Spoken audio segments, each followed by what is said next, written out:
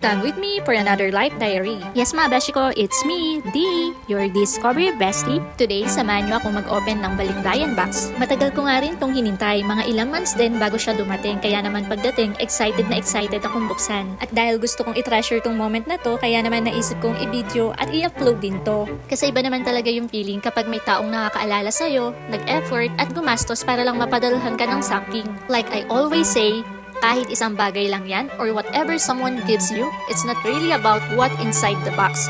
It's about knowing that someone remembered you, made an effort for you, and sent it with love.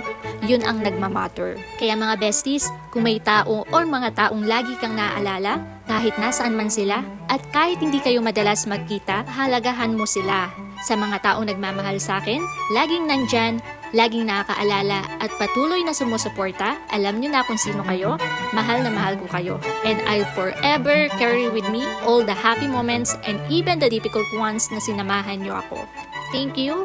And sa mga taong kahit busy sa sarili nilang buhay at nakakahanap pa rin ng paraan para maalala nyo ko, sa mga taong nandyan kahit hindi tayo madalas magkita, sobrang na-appreciate ko kayo more than you know. Yun lang, until my next diary, bye!